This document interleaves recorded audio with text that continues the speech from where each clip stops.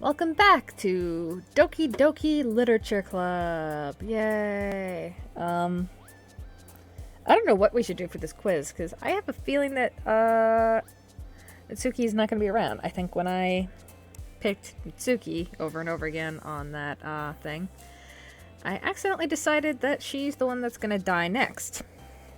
Whatever. Imagination. We're going to pick things that I think the girl who did not exist liked. Love. Hurt. Heart. Passion. Lazy. Friends. Hope.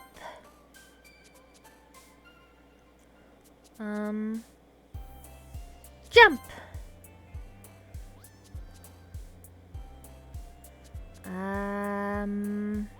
Broken.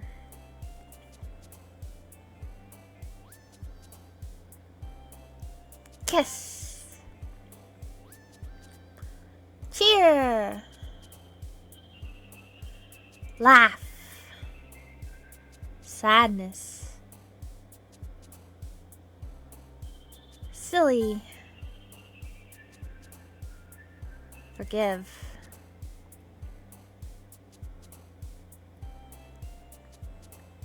Wrath.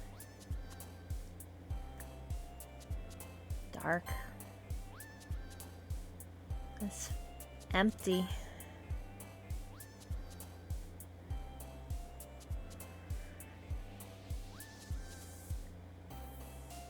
Infinite.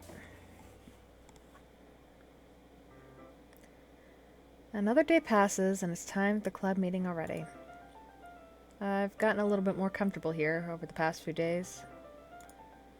Entering the club room, the usual scene greets me. Welcome back, table. Hi, Yuri. Not sure if it's me or if it's Yuri's expression, but the weight of yesterday's quarrel still hangs in the air a little. Yuri glances over his shoulder, looking around the room. Mitsuki is reading a manga at a desk, and surprisingly, Monika isn't here yet. Suddenly, Yuri takes my hand and pulls me into the corner of the room. About yesterday, I really need to apologize. Nothing like that has ever happened before, and something just came over me, I guess. I wasn't acting mentally sound. Please don't think we're usually like this. It's not just me, but Mitsuki as well. Yuri, I'm happy that you were considerate and apologized. You don't have to worry too much. Even though I've only been here a couple days, I could tell something was off yesterday. Maybe we're just a little bit sensitive because it was our first time sharing poems. But whatever it was, it doesn't make me think any less of you. I already decided that there's no way you can be a bad person. That's such a weird line. And now that you're apologizing, I know you really didn't mean it. Table. Don't say those kind of things so frankly. They make me a little too happy. I'm really glad that you're such an understanding person, and I'm really glad you joined this club. Everything is a little brighter with you around, and... Oh, sorry. What was I saying right now? Hey, have you guys seen Monika? Ah! No, I haven't. I was kind of wondering where she was. Man! Yuri, I'm guessing you haven't either? No. Yuri is clearly taken aback by how calmly Natsuki is addressing her. Oh. No, I haven't. Jeez, this isn't like her at all. I know it's stupid, but I can't help but worry a little. What? Why are you looking at me like that? Oh, Natsuki, about yesterday. I just wanted to apologize. I promise I didn't mean any of the things I said. And I'll do my best to stay under control from now on. So... Hey, what the heck are you talking about? Did you do something yesterday? Eh? Jeez. Whatever's on your mind, I'm sure it was nothing. I don't even remember anything bad happening. You're the kind of person who worries too much about the little things, aren't you? But... What?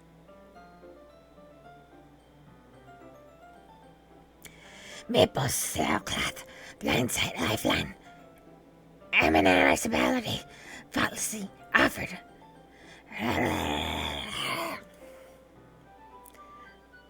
I'll accept your apology anyway, if it makes you feel better about it. Besides, it's kind of nice to hear that since I was always afraid that you secretly hated me or something like that.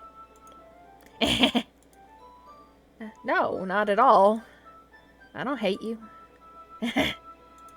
Well, you're the kind of weird, but I don't hate you either. Zuki turns to me. You're still on trial, though. Hey! Oh. Hey! Suddenly, the door swings open. Sorry. I am super sorry. Oh, there you are. I didn't mean to be late. I hope you guys weren't worried or anything. Nah. Well, Tuki was. I was not.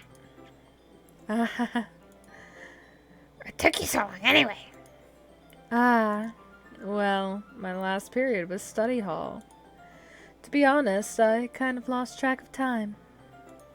It makes no sense, though. You would have heard the bell ring at least. I must not have heard it since I was practicing piano. Piano? I wasn't aware you played music as well, Monica. Don't give me more credit than I deserve. I guess I've just been practicing for a while, and I'm not really good yet.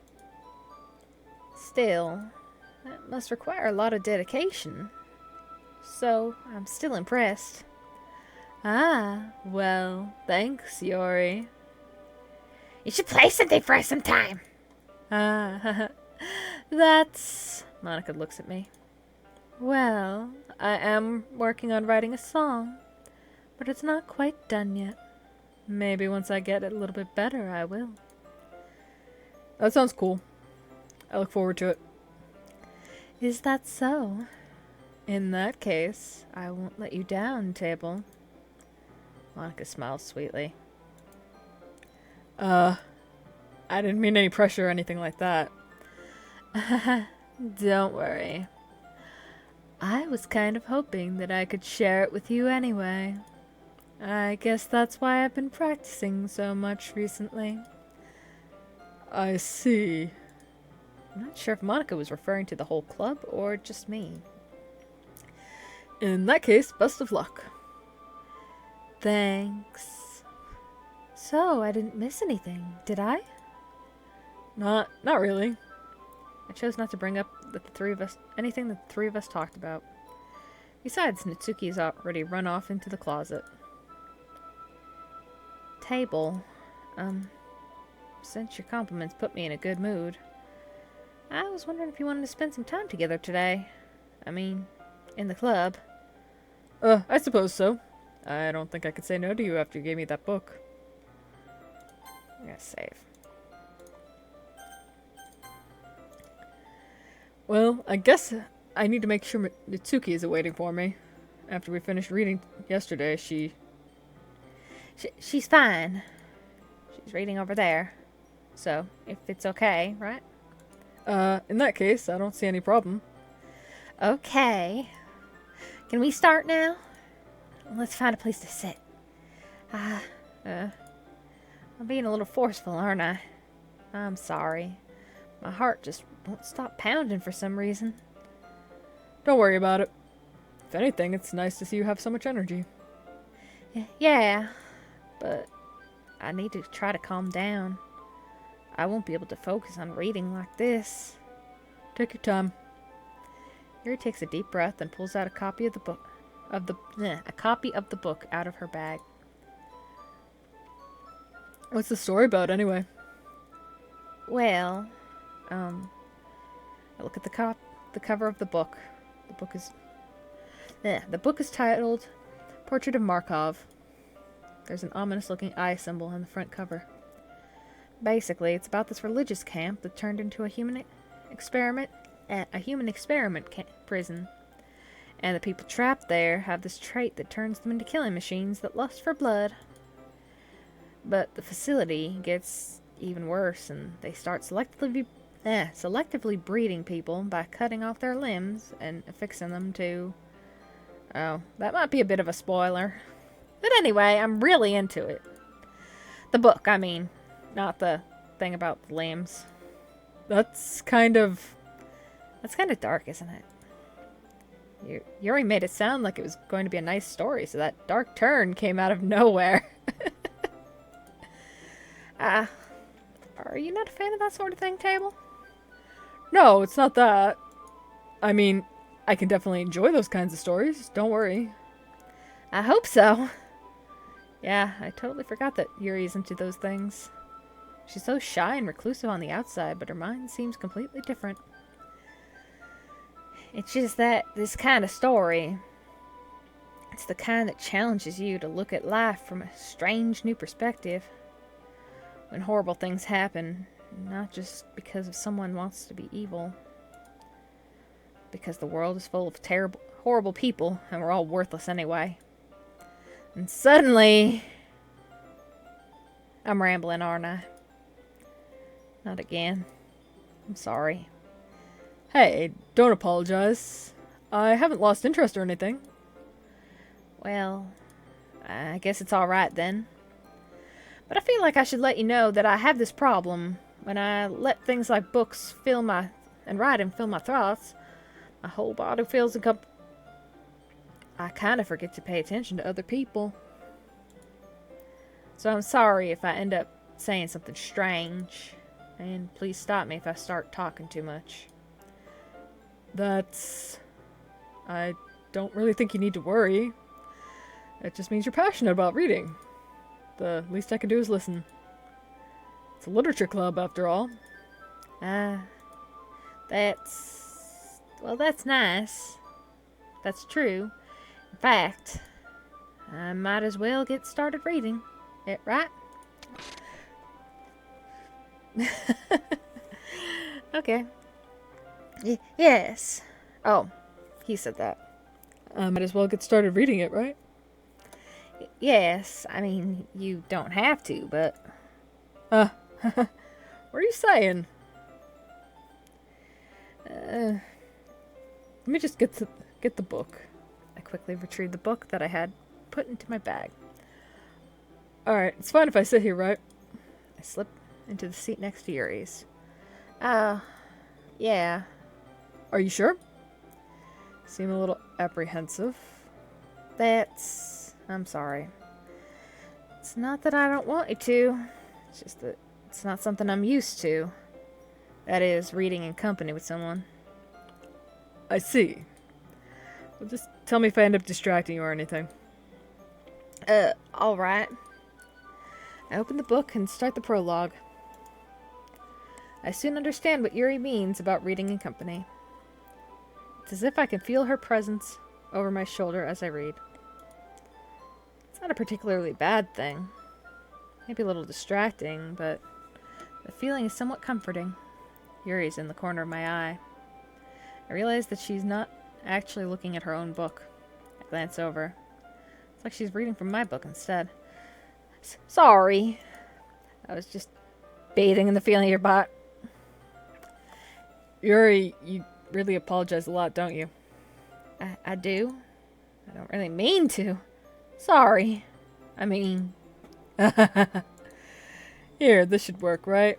I slide my desk until it's up against Yuri's and then hold my book between the two of them. I suppose so. Yuri timidly closes her own copy. Once we lean in a bit, our shoulders are almost touching. It feels like my left arm is in the way, so instead I use my right hand to hold the book open. I guess it makes it kind of difficult to turn the page. Here. Oh, here. Yuri takes her left arm and holds the left side of the book between her thumb and forefinger.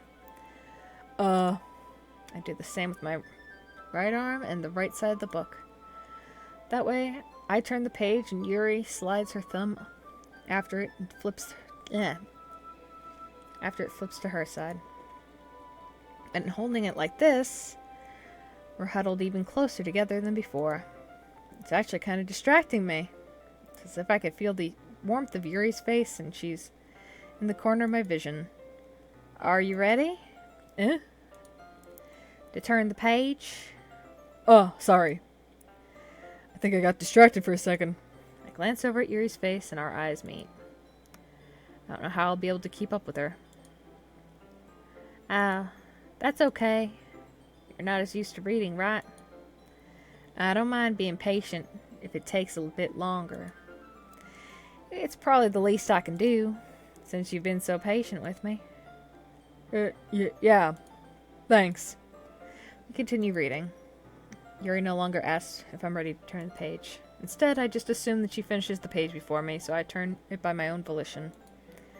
Continue the first chapter in silence. Even so, turning each page feels like an intimate exchange. My thumb gently letting go of the page, letting it flutter to her side as she catches it with her own thumb. Hey Yuri, this might be a silly thought, but the main character kind of reminds me of you a little bit. Eh? No, I don't relate to this character at all. Definitely not. Really? I was just thinking the way she second guesses everything and all that. That's what you were talking about. Sorry. I thought you meant something else about her. Something else? Never mind. We didn't even get that far yet. So I don't know why that came to my head. Yuri, are you feeling alright? Eh? Yuri's been a little fidgety since we started reading. You can rest if you're feeling sick or something. Your breathing is a little... My breathing? Yuri puts her hands on her chest as if to feel her heartbeat. I didn't even notice. Anyway, I'm fine. I just need some water. Alright, don't push yourself. Yuri stands up and practically rushes out of the classroom. What on earth was that about? Table. Did something happen just now? Huh? I have no idea. Yuri's acting a little strange, I guess. So, you don't know anything. Sorry, can't say I do. Are you worried about her? Oh, no, not really. I was just making sure you didn't do anything to her. No, nothing. Don't worry. I believe you, silly. Yuri just does this sometimes. So it's nothing alarming. Alright, if you say so. Anyway, why don't we start sharing our poems with each other? Huh? Shouldn't we wait for Yuri? Well, she might be a while, so I figured it would be better if we just started without her. Is that okay? Yeah, I was just asking. I stand up. I make a mental note of where I left off in the book, then slip it into my bag. Who should I show it to first? Mitsuki. Well, that's not terrible. But it's pretty disappointing after your last one. Then again, if this one is as good as your last one, I'd be completely pissed. Well, I guess it's good to try something a little different this time. Fair enough. You're still new to this, so I wouldn't expect you to find your style right away. I mean, everyone in the club writes differently from each other. Maybe you'll find a little influence from all of us.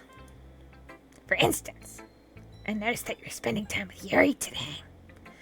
Not that I care who you spend time with. After all, I was taught never to expect anything from anyone. It's not like I was waiting for you or anything. Still, you could at least look over my poem. You'd probably be able to learn something from it.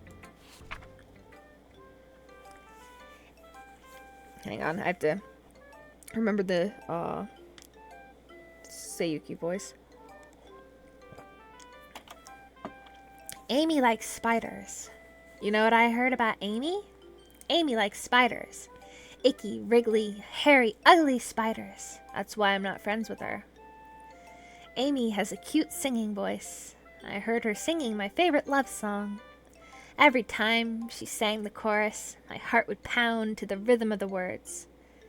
But she likes spiders, so that's why I'm not friends with her.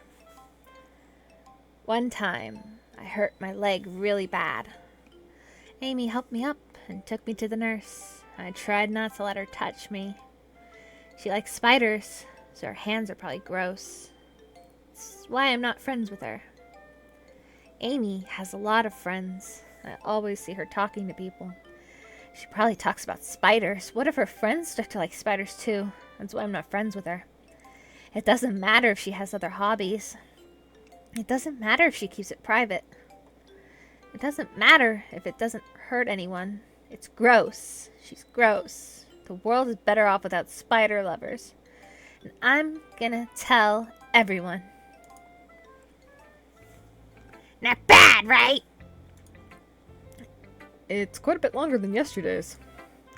This was way too short. I was just warming me up. Hope you didn't think that was the best I could do. No, of course not.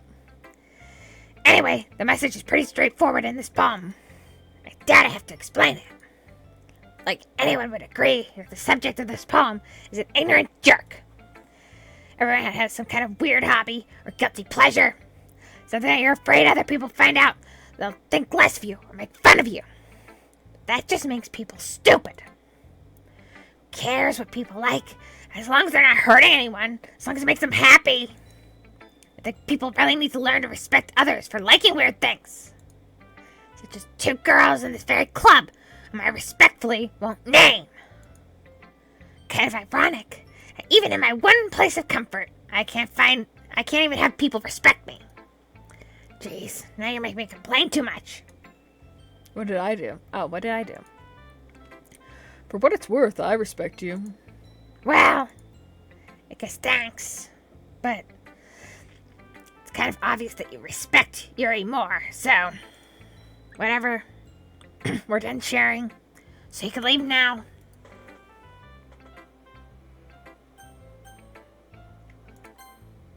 God. Hi again, table. How's the writing going? Alright, I guess. I'll take that. As long as it's not going bad. I'm happy you're applying yourself. Maybe soon you'll come up with a masterpiece. Wouldn't count on that. You never know. Want to share what you wrote for today? Sure, here you go. I give my poem to Monica. All right. Great job, table. I was going, ooh, in my head while reading it. It's really metaphorical. I'm not sure why, but I didn't expect you to go for something so deep. I guess I underestimated you. It's easiest for me to keep everyone's expectations low. That way, it always counts when I put in some effort. That's not very fair. Well, I guess it worked anyway. You know that Yuri likes this kind of writing, right? Writing that's full of imagery and symbolism. Sometimes I feel like Yuri's mind is just totally detached from reality. I don't mean that like it's a bad thing, though. But sometimes I get the impression that she's just totally given up on people. She spends so much time in her head that it's probably a much more interesting place for her. But that's why she gets so happy when you treat her with a lot of kindness. I don't think she's used to being indulged like that. She must be really starved for social interaction, so don't blame her for coming on a little strongly. Like earlier, I think she gets a little too stimulated. She ends up withdrawing and looking for some alone time. Suddenly, the door opens. Yuri! I'm back. Did I miss anything?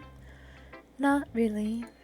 Well, we all started sharing our poems with each other. Eh? Already? I'm sorry for being late. No need to apologize. We still have plenty of time, so I'm glad that it took you all the time you needed. All right. Thanks, Monica. I suppose I should go get my poem now. But anyway, you want to read my poem now? I like the way this one turned out, so I hope you do too. Save me. The colors, they won't. Bright, beautiful colors, flashing, expanding, piercing, red, green, blue, and endless caliphony of meaningless noise. The noise, it won't stop. Violent, grating,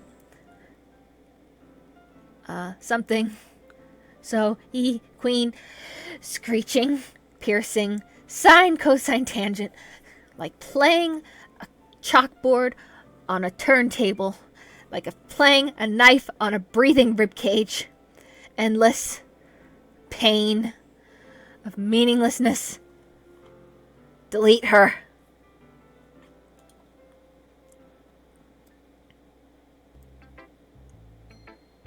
Wow. Sorry, I know it's kind of abstract.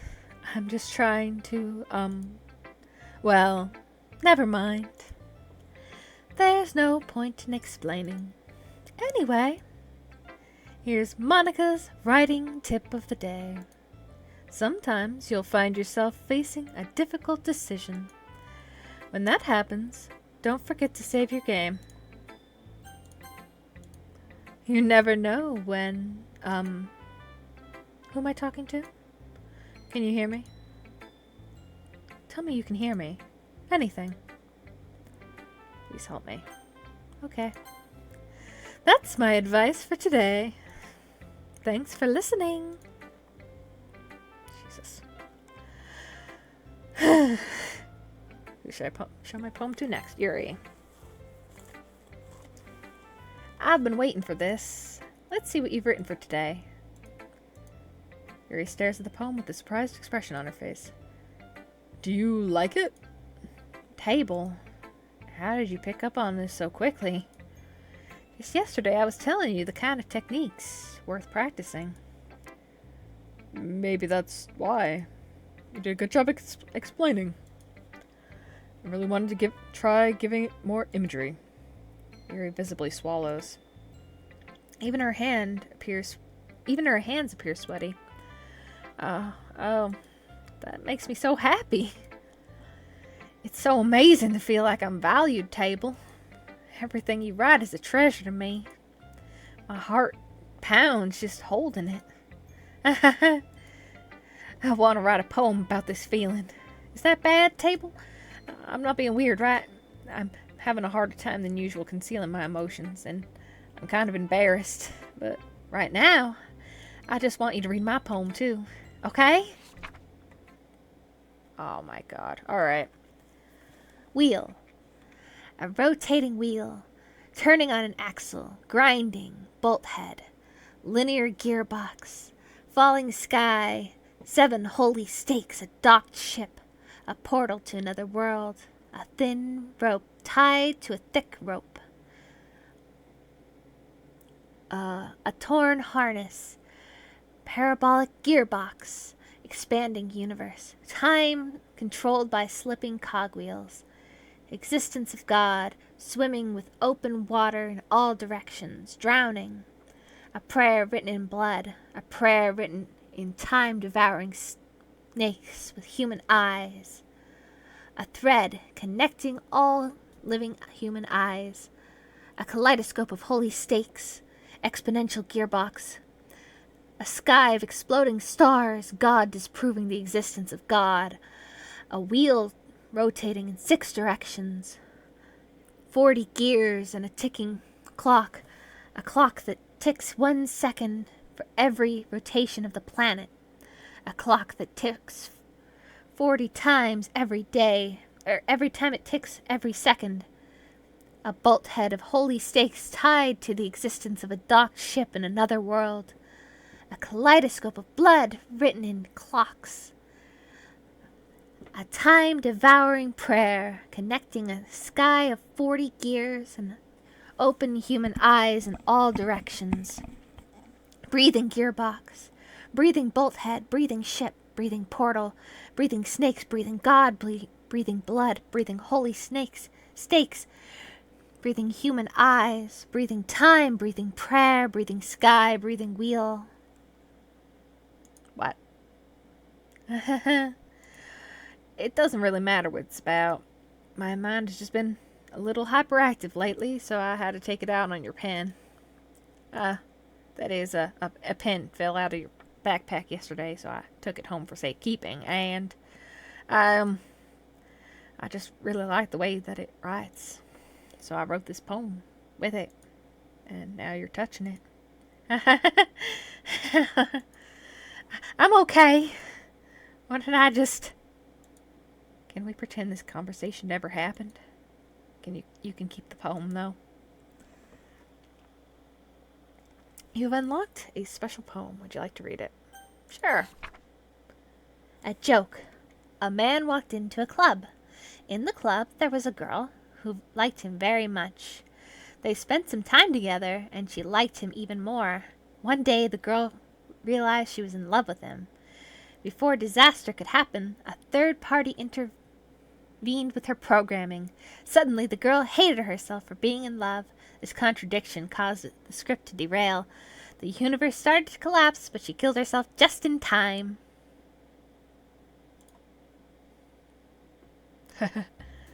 Okay, everyone.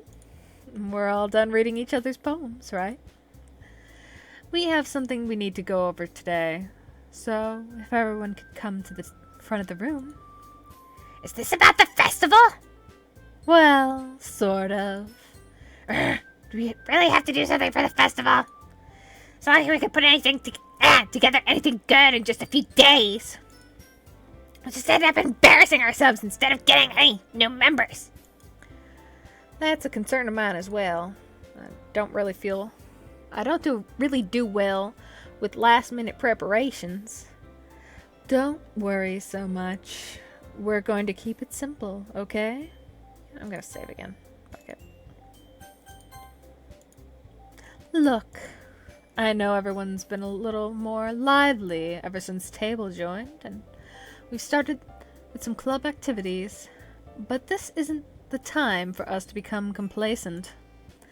We still only have 4 members, and the festival is our only real chance to find more, you know? What's so great about getting new members anyway? We already have enough to be considered an official club. More members will just mean everything gets noisier and more difficult to manage. Itsuki, I don't know. I don't think you're looking at it the right way at all. Don't you want to share your passion with as many people as you can? To inspire them to find the same feeling that brought you here in the first place? The Literature Club should be a place where people can express themselves like they can't do anywhere else. It should be a place so intimate that you never want to leave. You know, I know you feel that way too. I know we all do.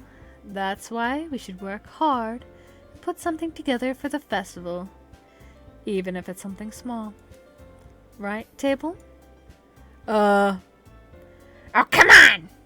You can't take advantage of Table to agree with you just because he doesn't know how to say no to anything. That's so true. I don't think he said no once this entire game. Look, Monica, do you really think any of us here joined the club with other people in mind? You never even talked until Table joined. As for me, I just like it better when I'm here than I do at home. Table isn't even passionate about literature in the first place. And that's everyone. Sorry, but you're the only one who's interested in finding new members. The rest of us are fine like this. I know you're president and all, but you should really consider our opinions for once. Monica is clearly taken aback by Nutsuki's words. That's not true at all. I'm sure Yuri and Table want to get new members too, right? I don't know about Yuri, but I'm kind of indifferent.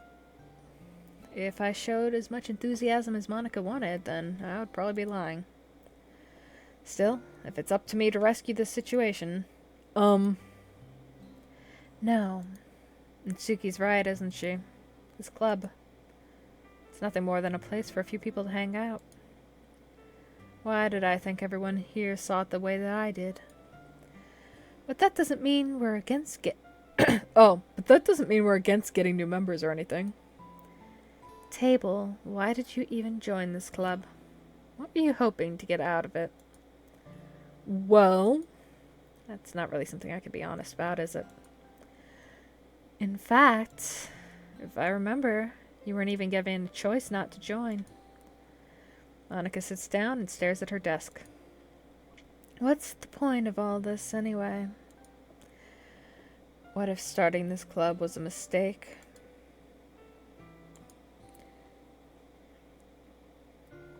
Now you've gone and done it, Itsuki.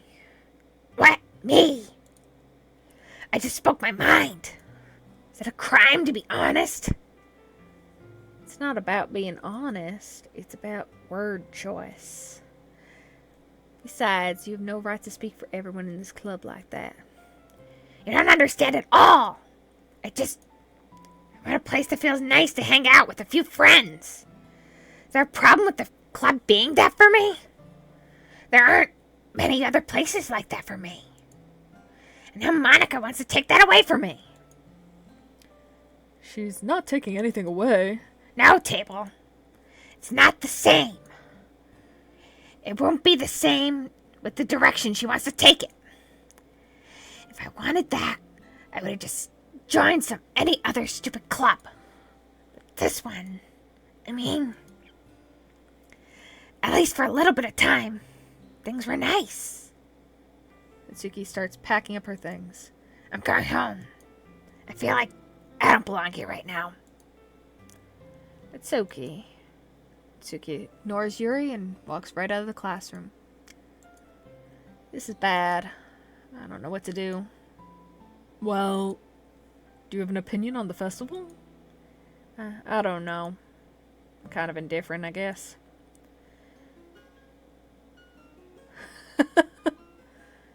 Who cares about that obnoxious brat? I mean, I like how nice and quiet the club is right now. I mean, I'm just happy with you here. But still, I'm the vice president. It's not right for me to ignore my responsibilities like that.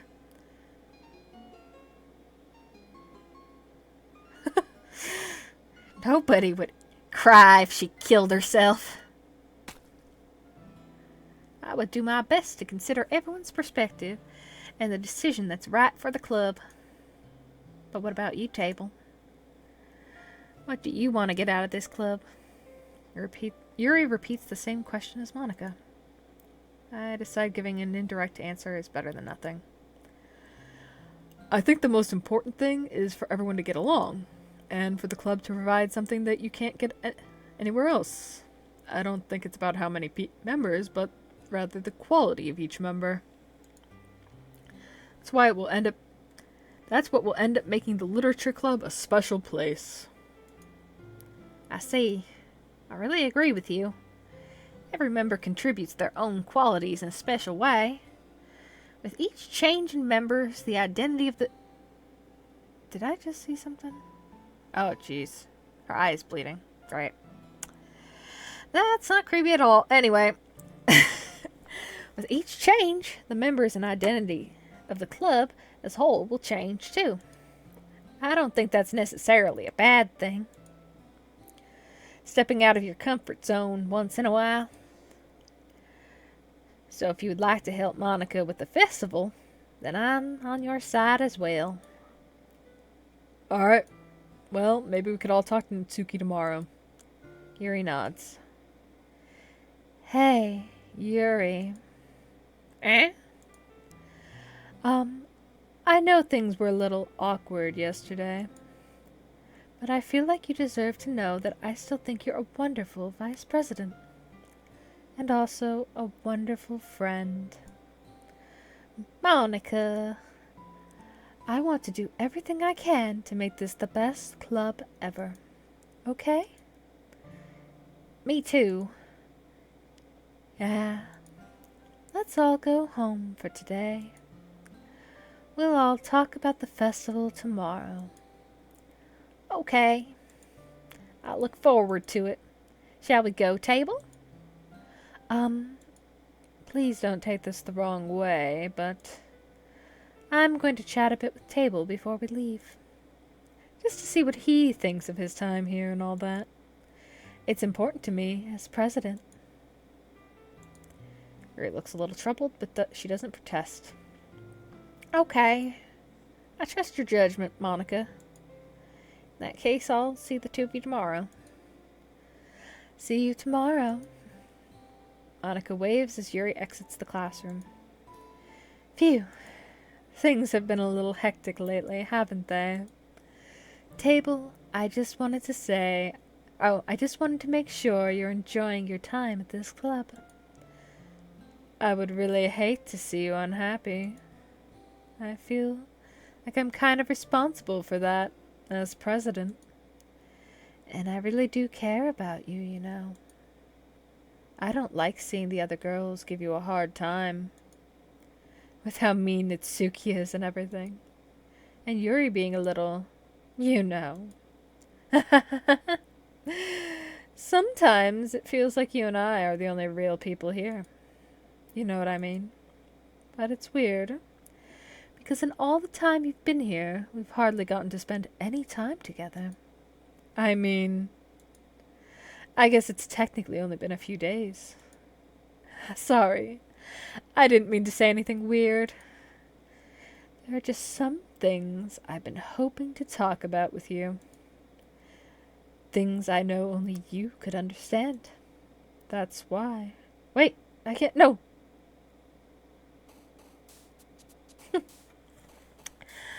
Well, that was fun.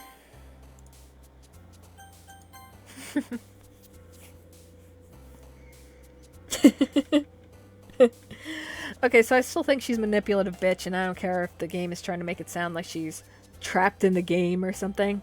She's a manipulative bitch, and I hate her. And I want to kill her. Anyway, that's going to be it for now. And I'm going to probably continue as soon as the other one is, as soon as this is uploaded, but I'm going to stop here. Color, dazzle. Party, precious. Sticky nature, inferno. Daydream, strawberry kitty. I love doing that voice. It's so much fun. Anyway. Bye.